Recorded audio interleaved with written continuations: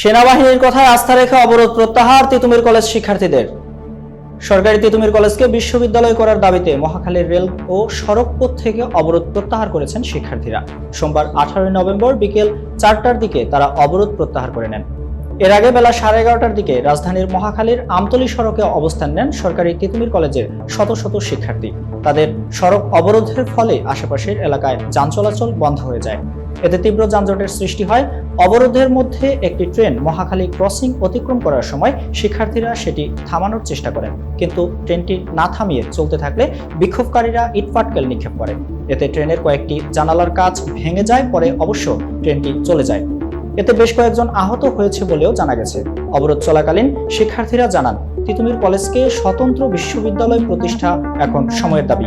7 college Dhaka বিশ্ববিদ্যালয়ের অধিভুক্ত হলেও শিক্ষার মানের কোনো উন্নয়ন হয়নি, উল্টো শিক্ষার্থীদের ভোগান্তি বেড়েছে। তাই বাধ্য হয়ে আমরা সড়ক অবরোধ করেছি। তিতুমির কলেজকে বিশ্ববিদ্যালয়ে রূপান্তরের সমন্বয়ক মোহাম্মদ জাহাঙ্গীর সানি গণমাধ্যমকে জানান, তিতুমির কলেজকে বিশ্ববিদ্যালয়ে রূপান্তরের কমিশন গঠন করার জন্য প্রশাসনকে আমরা আগেই জানিয়েছি, কিন্তু প্রশাসনের পক্ষ থেকে সাড়া না পেয়ে আমরা মহাখালী সড়ক অবরোধ করেছি। উল্লেখ্য, সাবেক প্রধানমন্ত্রী শেখ হাসিনার নির্দেশে শিক্ষার মান উন্নয়নের লক্ষ্যে 2017 সালের 16 ফেব্রুয়ারি রাজধানীর 7টি কলেজকে ঢাকা বিশ্ববিদ্যালয়ের অধিভুক্ত করে শিক্ষা মন্ত্রণালয়।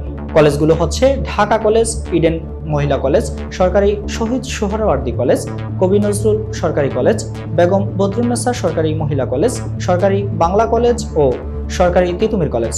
অধিভুক্ত কলেজগুলোর ছাত্রছাত্রীদের ভর্তি প্রক্রিয়া, পরীক্ষা, শিক্ষা কার্যক্রম এখন ঢাকা বিশ্ববিদ্যালয় থেকে পরিচালিত হচ্ছে। এতক্ষণ বার্তা বৈঠকের সাথে থাকার জন্য ধন্যবাদ। নতুন নতুন তথ্য ও সংবাদ পেতে বার্তা বৈঠকের ইউটিউব চ্যানেল ও ফেসবুক পেজের সাথেই থাকুন।